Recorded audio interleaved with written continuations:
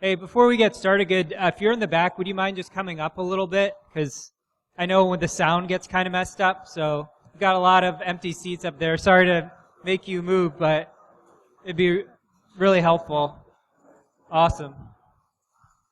Cool, thanks guys. All right, so we'll get going here. So my name is Scott Erven. Just a little bit about my background. I work with Protiviti. I'm associate director. I specialize specifically work in healthcare security and medical device security. So I'm also a security researcher. I've spent just over 15 years IT information security. And not only am I a researcher consultant as of recently, but I did spend 5 years working with healthcare providers and running information security teams. And that's kind of where I got, close or got a passion for looking at medical devices was really when I was working in the healthcare environment and seeing these devices become connected, that really affect or can have an effect on, patient safety or human life ultimately. So I spent over the last 3 years, researching various vulnerabilities inside of medical devices, giving quite a few talks. So we'll cover, some of those phases of research here later in the talk. There's my Twitter handle if you want to hit me up on Twitter. I'll let Adam do a intro here and get us going. All right. Thanks, Scott. So my name's Adam Brand, also with Protiviti. It's with Scott here. I've been in technology and security for a while. How I got interested in this stuff was through a group called I Am the Cavalry, which I don't know if many of you guys have heard of. We're looking at issues of security as it relates to human safety and human life. So for the past year or so, I've been focused more on this topic. So our agenda. So what we're going to talk about. Awesome. Thanks. So first, we're going to talk about why research medical devices. Right? There's a lot of stuff out there you guys could look at if you're thinking about doing a talk. So why focus on this area? Because we think you should. We're going to get a little bit into the research that Scott's done, phase 1 and phase 2, looking specifically at first at medical device specific vulnerabilities, and then the exposure of those same systems on the internet and what that looks like. We'll talk a little bit about application security, and then we'll go into what do we think the diagnosis is, what are some of the root causes of this, and what's the treatment? How do we think that this can be solved? So first off, why as a researcher should you look at these devices? For one thing, some of us actually depend on medical devices to live, right? So if any of you are out there are diabetic at all, you may have an insulin pump or a glucose monitor that's important, right? If you don't have that working appropriately, or if that's hacked in some way, it can affect your life. In fact, one of the researchers who's been looking into a lot of this stuff, Jay Radcliffe, got into it because of his own personal device. So for some of us, it's super personal, right? How many of you out there have been in a hospital as a patient? Right? Yeah, so most of you, right? So, when you're in the hospital, it's when you're most vulnerable, right? You're there, you're dependent on the doctors to see you through whatever procedure. There's all this equipment hooked up. And at that time, you're really at a stage where, if something happens with the computers or the equipment that you're connected to, you're kind of at their mercy. So a lot of this is for us as individuals. You should care because you're going to be in a situation someday where this might matter very personally. And then if you haven't been in the hospital, obviously you have people that you care about that go in for procedures and things like that. I know for me personally, about a year ago, right after I started getting into this I'm the Cavalry stuff, I was going to the NICU. My sister-in-law was having twins, and they were premature. And so she was in the NICU, and they had the heart rate monitors out, and they were trying to find the fetal heart rate, to see how the babies were doing. And the nurse was having trouble with the device, and she's like, "Yeah, these things are so flaky," and she was complaining, and she's like, "Yeah, I might have to reboot it." And I was thinking, reboot it? What?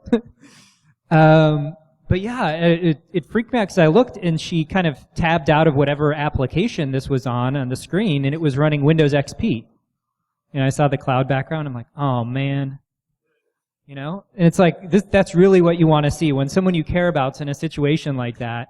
I'm thinking, you know, it's like, what's going on with the security of this organization where they have this, you know, outdated, potentially vulnerable operating system, potentially running configure, right? I mean, it's just sitting there. So this is another reason why you should look at this. There will be a personal impact for yourself or someone that you care about, you know, sometime in the future. And then there's also the professional impact. So what does this make sense professionally, right? You're going to get out your hacker hoodie, sit down. There's plenty of bugs to find in this space. So this is not looking for those tiny nuanced bugs that's going to get you this and it's going to get you that and you have to do a ROP chain and all this other stuff. These are, you know, admin is the password for this, you know, whatever, right? You can do a talk on that. There's a lot of bugs to find. They're not super complicated from a domain-specific knowledge a lot of the time. So you can take what you've learned and what you've researched in other areas and apply it to this area. Just put yourself like 10 years back in time, what would have been the hot topic, and that's what's a hot topic in medical device security, right? There's a lot of work to be done in this space. It's a lot easier to explain the impact of your research too. So there was a talk earlier about, you know, how do we change the perception of security researchers and hacking, and how can we communicate better with reporters? And part of it is, you know, taking technical language and putting it down in an area where a reporter can understand.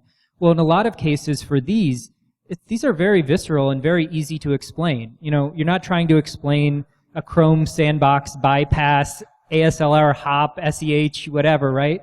I mean, you're strictly looking at, from the things that you can look at, you could say, oh yeah, I figured out a way to make, you know, drug infusion pumps dispense the wrong drugs, right? I mean, I can figure out how to OD patients in this hospital. That's very easy to explain to a reporter. So what are we doing right now in this space as researchers and as security professionals? So a few things. One, we're looking at what the scope of the problem is. So we're starting to do these assessments, starting to look at devices in different areas, look at different organizations. We're also getting into the notification. And this is a really interesting process that Scott can tell you a lot about, but a lot of these manufacturers are not familiar with vulnerability disclosure processes. So we're helping through that process, hand-holding in some cases, facilitating in other cases. And then at the end of it, also public awareness. So we're trying to inoculate against future issues by bringing this issue to everyone's attention now before the device manufacturer decides that they want to put Bluetooth on your pacemaker, right? So now Scott's going to talk a little bit about the research that he did in phase 1 and 2. Yeah, so when I first set out to this, I was really looking, you know, device-specific vulnerabilities, and I was looking, you know, across like all modalities inside of healthcare. So what I mean by that is you're looking at everything from infusion, insulin pumps, all the way to, you know, defibrillator, pacemaker type technology, X-ray, radiology, all the way up to, you know, critical like radiation oncology devices like linear accelerators and those types of things. So I spent 2 years, you know, looking at the security of all these various types of systems. And in a way, I kind of felt like, man, did I waste, you know, like 2 years of my life? Because I came up with 3 bullet points here that really is basic security hygiene items, that the attack surface was there, and it was very easy to get administrative credentials into these systems. So the first one that kind of wraps up is hard-coded or default, you know, service credentials.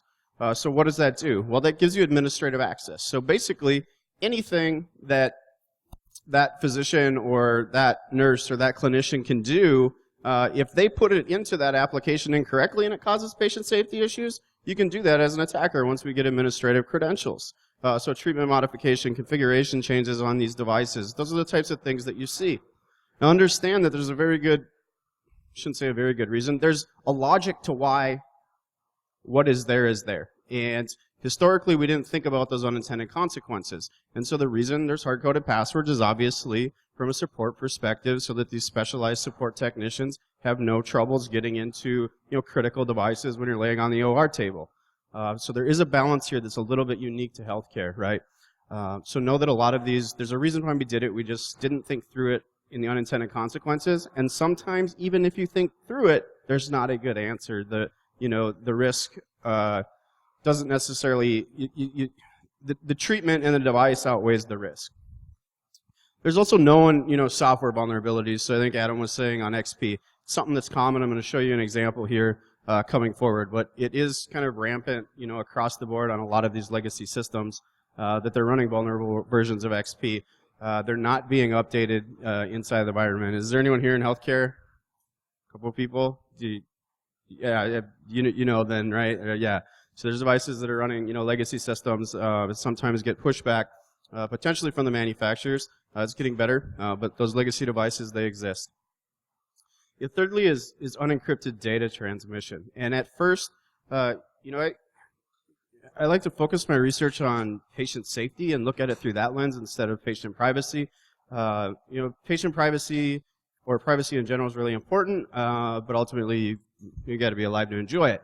So the unencrypted data thing, a lot of people think, oh, that's a privacy issue. Absolutely, it's a privacy issue.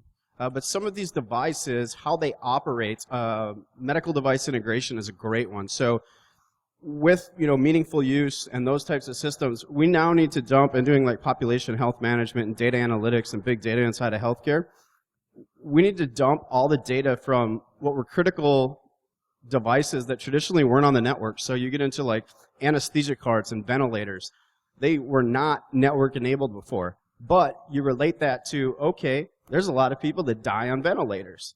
Is it really they're dying from pneumonia, or is there something there? Well, we need the data. Let's plug it in. So now these types of things are becoming, more connected. The problem there is leaving that data unencrypted. You can man in the middle some of those systems. So you could alter the data from those types of systems, pump it down into the medical record. Now, that becomes data integrity. Once you get to data integrity issues, what you see, there's plenty of research out there already on someone that goes and presents for treatment. So if Adam went and presented, under my name for treatment, there's plenty of research down there for medical identity theft and those types of things that result in mistreatment, misdiagnosis, being prescribed the wrong medication. So that's kind of some of the risks that could potentially alter, patient safety, not just patient privacy aspect. So finished that first phase of research and got a lot of good feedback on it. We do understand that these issues are there, as you know, but we firmly believe that these devices are segmented in our internal network, and they're absolutely not accessible over the internet. And I had numerous emails just standing, tall and wouldn't budge that that's not the case. Well, I knew otherwise. So I worked with another researcher, Sean Merdinger. We gave a talk on some of this that we're going to cover here at DEF CON last summer. And we went out to look at internet-facing devices. So what's the issues here, right? We have systems that are both directly connected to the internet, and then we have kind of indirect exposure, which I'm going to show you here coming up through some Shodan searches and queries that we've ran. We also, as this connectivity is growing, we're seeing cellular connectivity. So some external defibrillators that are, for example, inside of ambulances, they're sending like 12 lead information and those types of things to the receiving ED. So a very good reason why they do it, but they put it on public cellular. There's some other issues about this, connectivity thing of, manufacturers need to do a better job. In some examples, it's like they have Bluetooth, they have 802.11 Wi-Fi, and they have cellular connectivity. Like, can't we pick one of them and reduce the attack surface? It's crazy, right? It's just bolt on everything. So we got to get better at doing that. And finally, they're being put in a very hostile environment, right? A known hostile environment when you put them out there on the network. They aren't segmented off necessarily inside the network because we need to start pumping data into the medical records. Healthcare organizations are becoming flatter and flatter. So it's not like this really isolated. There are some sections that are, well isolated, but for the general part, and I'm going to show you some examples, I think it's kind of a misconception that we have. So we were on Shodan, and our initial kind of goal to look at stuff was looking at direct on-net internet-facing devices. Now, we did find those. We talked about those at DEF CON. Those were everything from, fetal monitors to linear accelerators to glucose monitors to external defibrillators. But also, when I began this search, I did a search for anesthesia. And kind of popped up in Shodan. And other than it being a Windows XP system, there was really no indication that it was a medical device, right?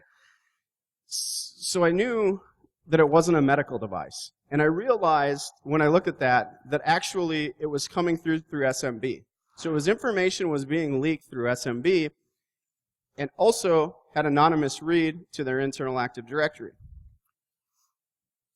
So this first system we came across was a large U.S. healthcare organization, over 12,000 employees, over 3,000 physicians, large cardiovascular and neuroscience institutions, which you'll see in the results that I show you.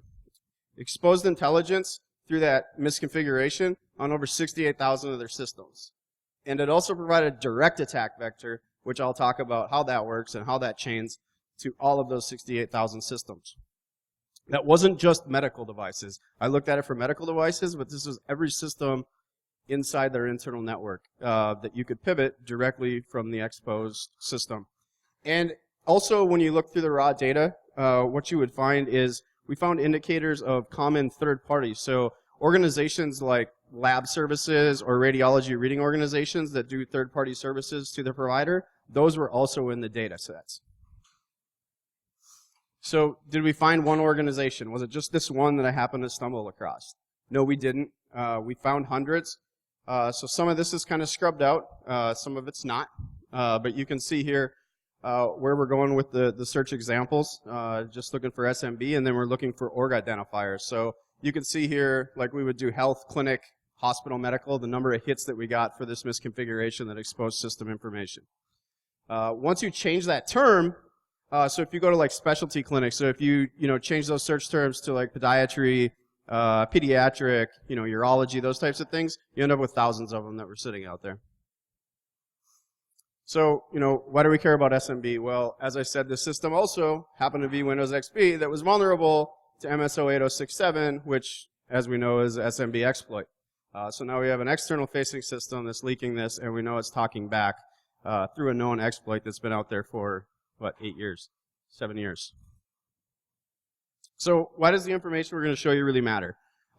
It's a goldmine for adversaries. It's a goldmine for attackers. It's got specific medical device information and applications. It leaks the host names of what those devices and the supporting systems they're associated to. And you'll see in some of these examples, it oftentimes leaks this actual floor, the office, the specific OR room number, physician name in many cases, and also tells us, because it has the anonymous read from Active Directory, if there's a system timeout exemption. So we know that the system isn't going to time out. So let's get into some of the data and some of the searches. So this first one on the left, this is something with the system lockout or a timeout exception. You can see the screen lock is set to 0. The screen lock 0, then we know it's probably not going to require login. Over on the right, this is the medical record system. So I do want to point out this example happens to be Epic. This is not an Epic issue. This is the healthcare organization misconfiguring their edge network and exposing these systems. This is not an Epic issue that Epic can fix. But if you know about Epic, there's some interesting things in here. One, this is all the servers that run Epic. But if you get down to like 3 from the bottom and you see My Chart is where you as a patient go through the application to access your patient record. If you get up towards the top, towards Clarity and Business Object, this is where all the third-party reporting is done from the database outside of Epic. So there's going to be a lot of PHI, that type of information in there, as well as hyperspace, and those systems are actually core function of Epic and the actual systems that run that medical record. The top one is actually an analytics server for Epic as well. All right, let's get into some devices. So here you can see over on the left, I've scrubbed all of these out. I actually did work with DHS ICS cert and the affected healthcare organization. It was the first time DHS ICS CERT actually had a security researcher that coordinated with a healthcare provider. So obviously, we've coordinated with DHS and device manufacturers, but this was the first time that we worked that coordination between a researcher and an actual healthcare provider themselves. And it went very good. They shared, full incident response details, acted appropriately. I won't go into detail on that, but they did respond. So over on the left is the host names of those systems on the network, and you can start to see more of the information. Up top, this is really PACS imaging. So PACS imaging, what that is in radiology, all the radiology systems, so the CT scanners, the nuke imaging systems, the X-ray systems that you work, they go to an archive system that holds all of the images. So you can see, like, the top one is probably like a PACS room, like a reading room where they would view those. The other ones are, you can see, like MRI or CT type systems here. In the bottom, telemetry. So these ones, you can't tell exactly what type of devices these are hooked to, but devices that run on telemetry are typically associated with like infant abduction systems. So when you get the band and you have the baby and it goes through it, locks down the doors and all those types of things, or wandering adult patient care. So I said they had a very large cardiology institution. So these top ones, you can see some of the examples of doctor, and yes, it had full doctor name. It would show their office number. You see Adrienne, whoever. And you can see cath lab machines. That bottom one, that pacemaker, was actually labeled pacemaker controller. So that was a little bit concerning if you do research into how pacemaker controllers operate, if you actually get your hands on a pacemaker controller, and there's a system, like a pacemaker or a defibrillator, within near-field communication to associate with that. The controllers, they don't require authentication. And that may be startling, right? But again, there's a good, we don't want two-factor authentication, like, oh, I forgot, or my finger got chopped off and now I can't, deliver a rescue shock to you. So those are some of the types of the challenges that we get into when we get into those types of systems of, yes, we understand the risk, but make sure you're doing enough digging, like if you're going to do the research, to look at the solution and like the feasibility of it. So even like implantable defibrillators, I've seen some research that comes out like, well, let's just throw encryption on the defib. Great solution, guy. Did you ever think the thing runs on a battery and we're going to have to open up your chest cavity every 3 months instead of every 3 years? You're probably going to die from infection. So, make sure you think about those types of things too if you're looking at this. So, what are those feasible solutions? There's a reason why a lot of this stuff is done the way it is, and that's what makes this more challenging, I think, coming up in solutions. But it's also more rewarding when you fix them because it does, impact patient safety. So second's kind of pediatric nuke medicine. And down at the bottom, this is anesthesia. The very bottom one, anesthesia workroom. Okay, you can make a case that, yeah, that's just probably, like a nurse's system. But that top one, anesthesia OR. If you know anything about how the OR environment works, there's not just extra computers just laying around the outskirts of the OR, right? It doesn't happen. So this is most definitely an anesthesia workstation that's tied, to the anesthesia cart inside and assigned to the OR. So we found a few devices. Well, no, that was just the example of the one organization of thousands. We dumped all of the raw data on those 68,000 systems, used our favorite data analytics tool called Excel, did a fancy query called Control F, search and find, and identified some of these, systems that would flag. And so here's what we found inside that one organization. So as you can see, very large, cardiology, cath lab type stuff, pacemaker type systems. PACS systems, very interesting. I want to talk that one really quick. I think a lot of like medical identity theft, if it's not going after the medical record itself, is coming after PACS systems. So PACS systems, if you log into them from like the RadTex workstation, through the application, you actually have to log in with a unique username and password. But on the back end, if you actually hit a lot of those storage, almost every vendor that I've researched, you can go back in because there's no NTFS permissions on it. The ones that do have and require authentication, they're using an interface call between the application and the back-end storage, and it's hard-coded credentials that are sitting in technician manuals. So I'm going to turn it over to Adam quick to talk about some of the attack vectors with that type of information. Cool. Yeah, so potential attacks. So sometimes you have to break it down for these organizations in terms of what could happen, right? So it's like, okay, yeah, you have information on all our computers, great, wonderful. What's that going to get you? So here's an example of a physical attack that could be carried out with some of this information. So typically, if you're going to do, a physical pen test, obviously you can do some reconnaissance. This is like a treasure map, right, to exactly where you need to go. So here we know, for example, again, from internet accessible information, we have, what types of systems are in their organization, so what could be of interest to us. We know the organization name and the address. We have the floor, room numbers, office numbers, the people's names that are going to be on the door. And we also, from the same information, can tell which of the workstations have this exception to a screen lock. So it's basically telling us, go to this room, this office, this computer isn't going to ask you for a password, right? I mean, that's the impact of this for a physical attack.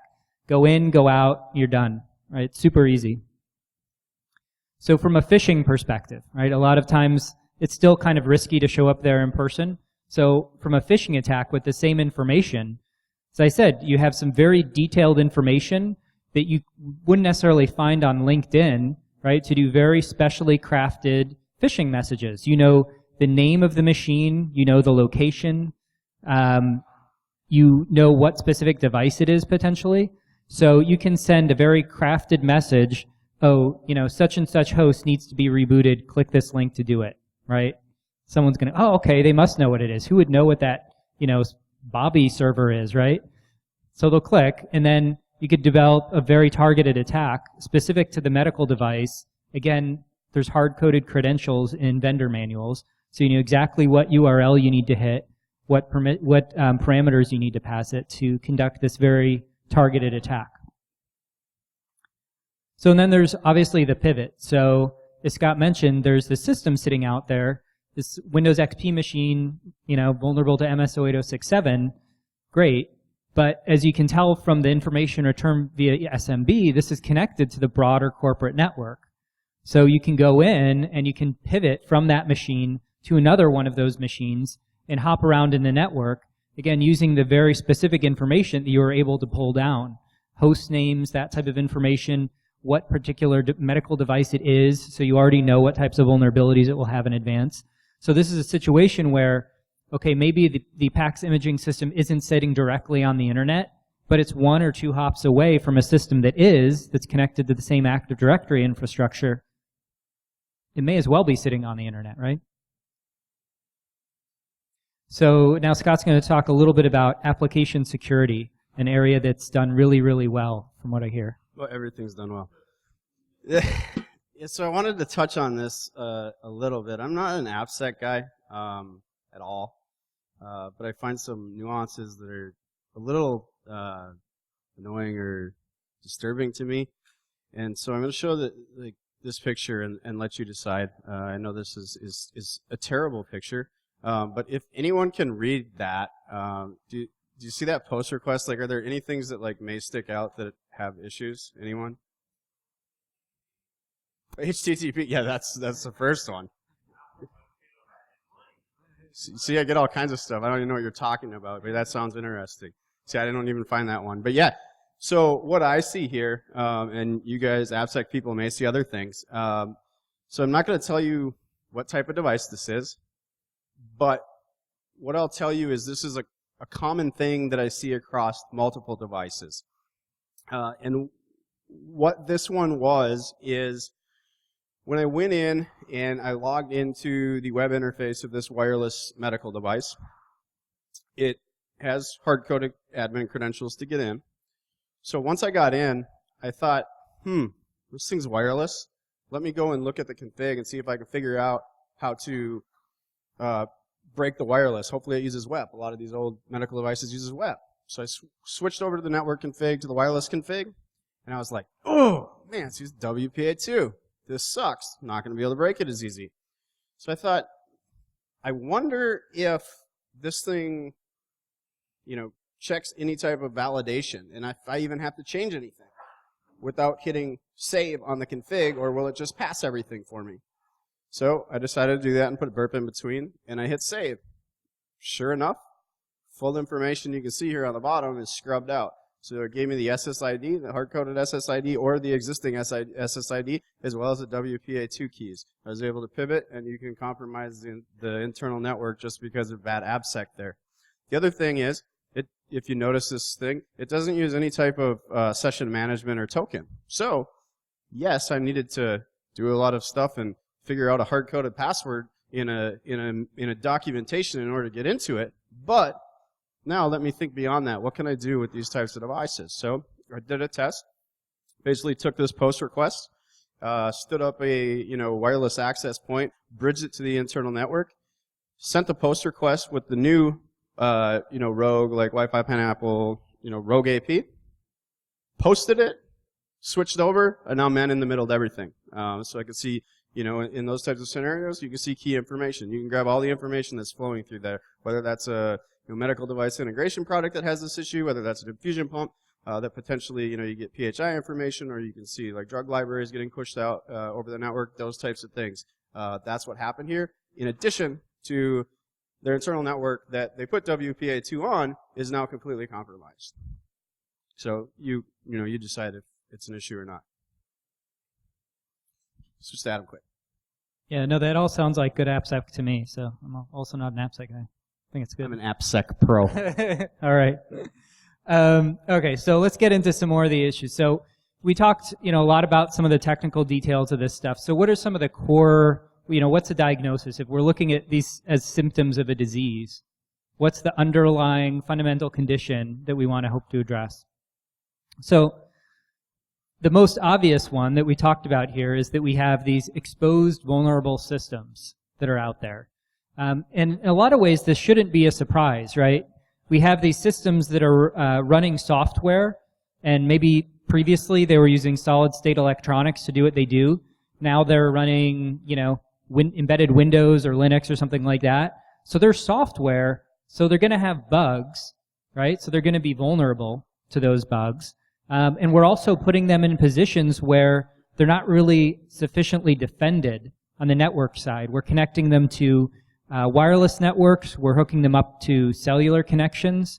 So when you think about that connection, we're opening the attack surface, right? So we're taking, again, a device that previously had no external attack surface, and we're just putting it out there and hoping that nothing goes wrong.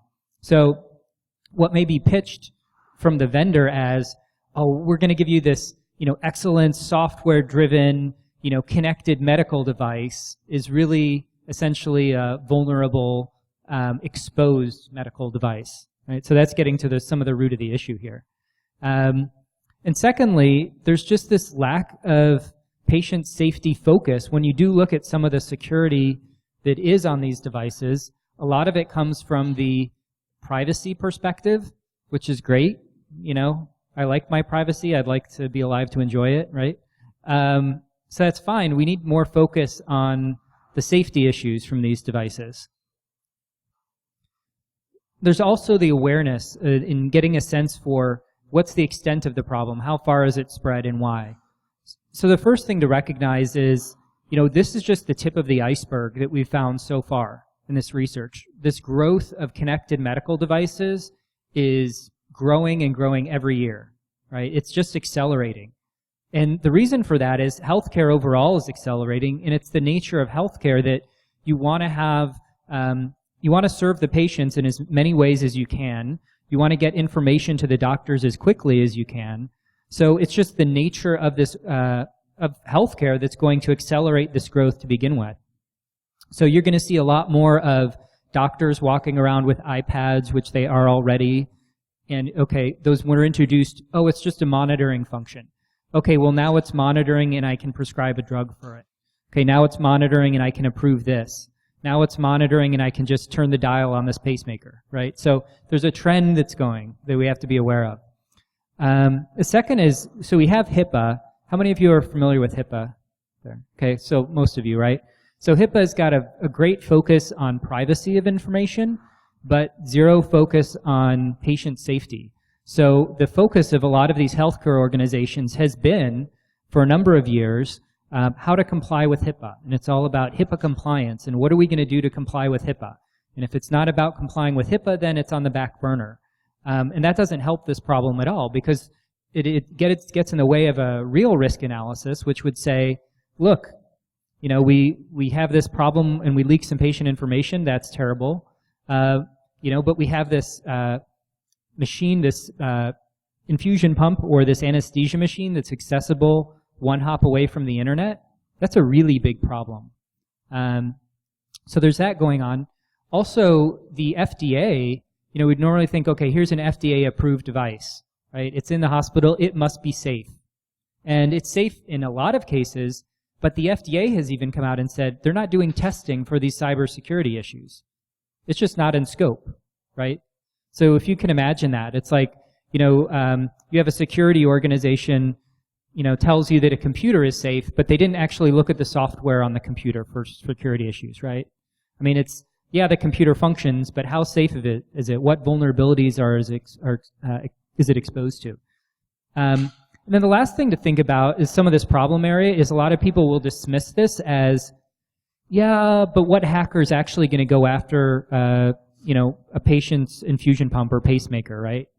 That's, attackers are motivated by, by crime, by greed, by money, maybe some political motivations. But what's going to possess somebody to go into a hospital and say, OD all the patients, right? The motivation isn't there. And so, we think, sorry.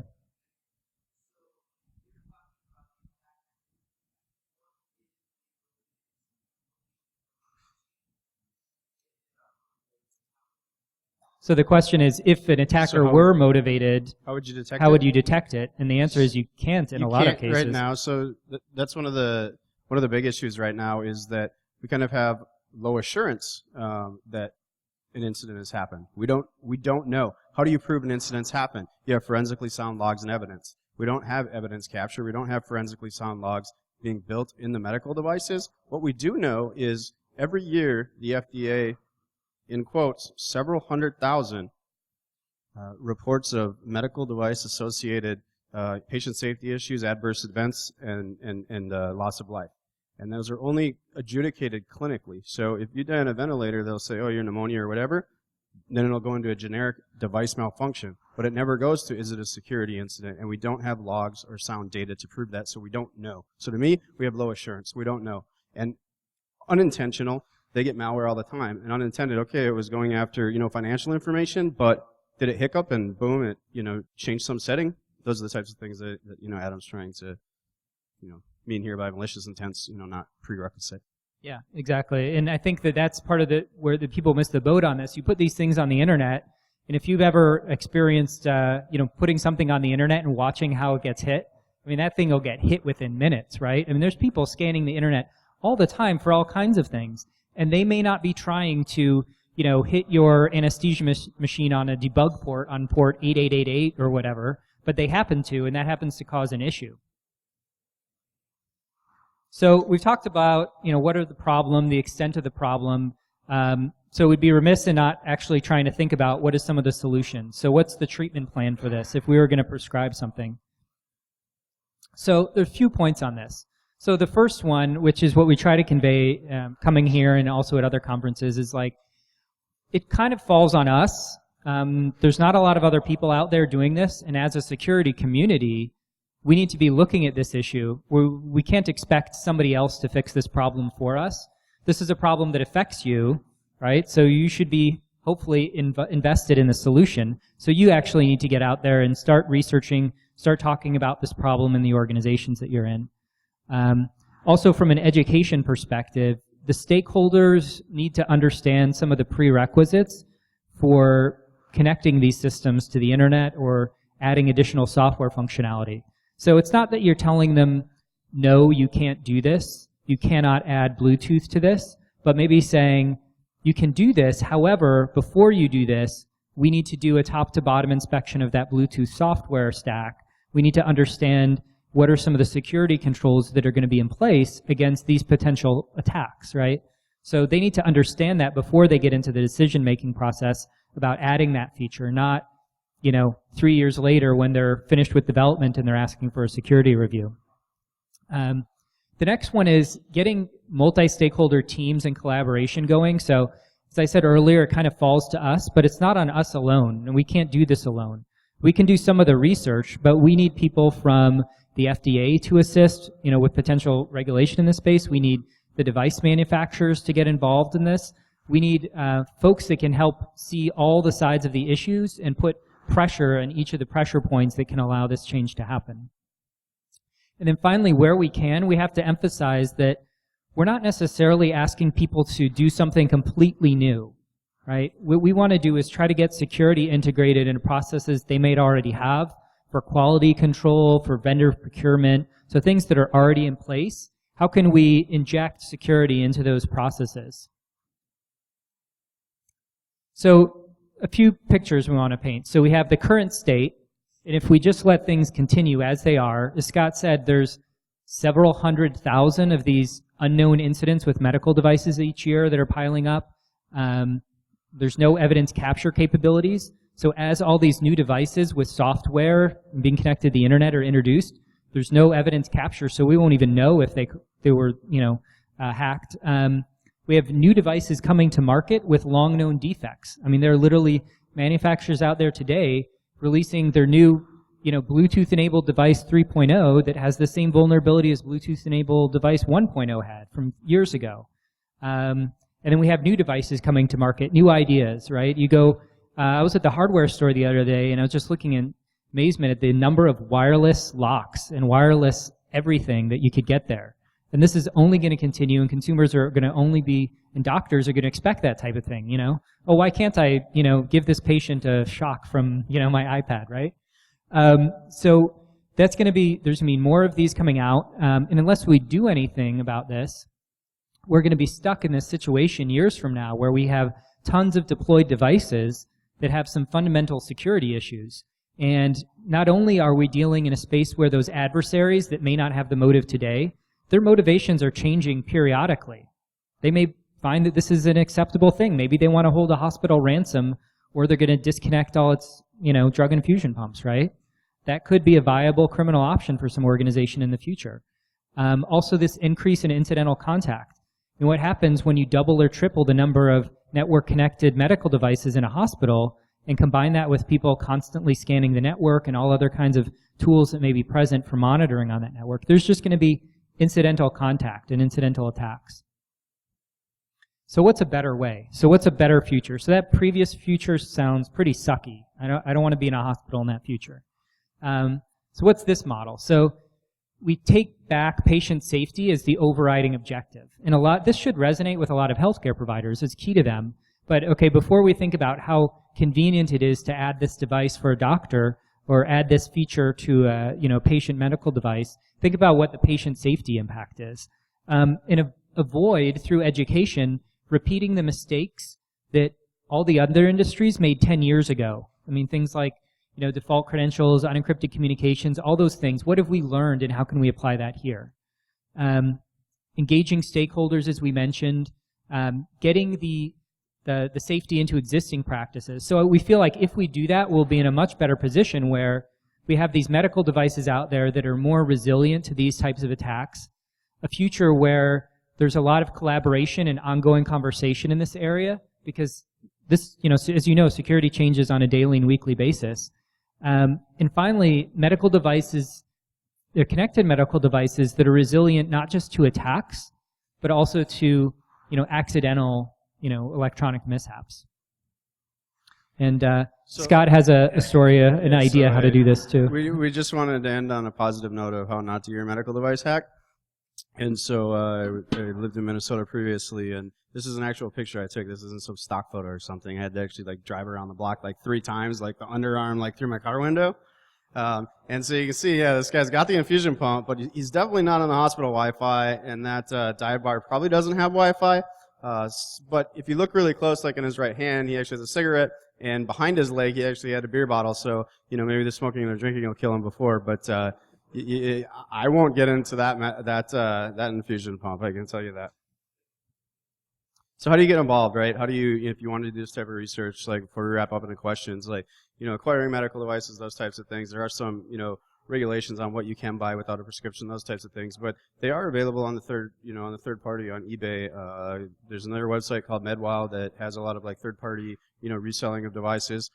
Get involved in the industry working groups, get involved in the solutions. So whether that's from the, working with providers or working with the medical device manufacturers or getting involved with, various things like the FDA, security working groups for medical devices. They recently released, guidance and those types of things. Get involved with those.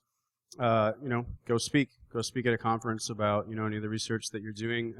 Focus on solutions. Make sure you're as technically accurate as possible, and focus it all the way to solutions so that you actually look at the technology, understand it, and don't make, stupid recommendations like encrypt stuff that we really can't really encrypt right now due to technology limitations. And finally, if you're interested in the cavalry, there's the website. Highly recommend you go check that website out if you're not familiar with that group. And I do want to say too, I'm going to go to questions here, but on a positive spin, there are a lot of the larger organizations have been developing larger information security teams over the last couple of years. So groups like GE, Medtronic, Philips, they really are working, and they are opening their doors and collaborating with researchers. So I can tell you, I worked with Philips. If you watched my DEF CON talk, they came out in July and said, hey, this is what we're going to do for, vulnerability disclosure policy and process. And as of November, they actually released that, publicly on their website. So they have vulnerability disclosure, and they were the first ones to come out. So that's opening the doors. Medtronic has recently, they're still working on, formalized approach. But Medtronic, for example, if you go to their contact us page, right away it says, hey, if you're a healthcare provider and you have an issue, and it actually says, if you're a security researcher, boom, here's a dedicated method to get a hold of us and we'll get back to you. So they are working on the issues, right? There's a lot of these, legacy type systems, but they're working to make it better. But the big guys are the big guys. There's still a lot of small, medium-sized companies that run medical devices. So, hopefully we'll continue down this path of, collaboration between the stakeholders and things will start to get better because as mobile and digital health grows, this problem is going to amplify and be even worse if we don't kind of, learn from previous failed practices. So, any questions?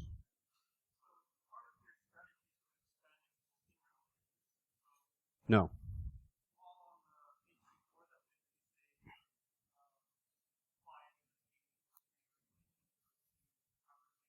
Practices. Avoid failed practices. Yes, I will when he's done. Yep.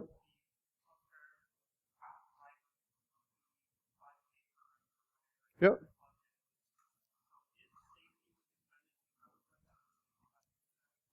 So the short question was, HIPAA hasn't been effective. Would regulation be effective when it comes to security and medical devices, and would that work? I think the short answer, the approach that we've been taking, what we've been recommending is not to go that route. Try to get industry to adopt secure practices. But what does that look like? We've got to shift the stakeholders, and that's why we've been working with the healthcare providers, right? So the healthcare providers, they can incorporate certain requirements and validation testing of the devices prior to signing a contract with the manufacturer. And so like on the cavalry side, I'm working and involved in like a procurement guide of what they can do contractually to tell the vendor, hey, we're only going to select you. This is now our requirement. Just like it was a requirement that it ran on VMware and then it ran with our, our thin clients, it's now a requirement and we actually validate it. And if you don't meet that, you're not coming in the door. And there's other organizations out there that have spoken publicly, over the last, year. So, Mayo Clinic, they're a big one. They've been working on it. It's a large organization that has a lot of, impact when they do that. Les Stoltenberg, he's a CISO down at MD Anderson Cancer Center. They also have done it and incorporated that into their procurement process.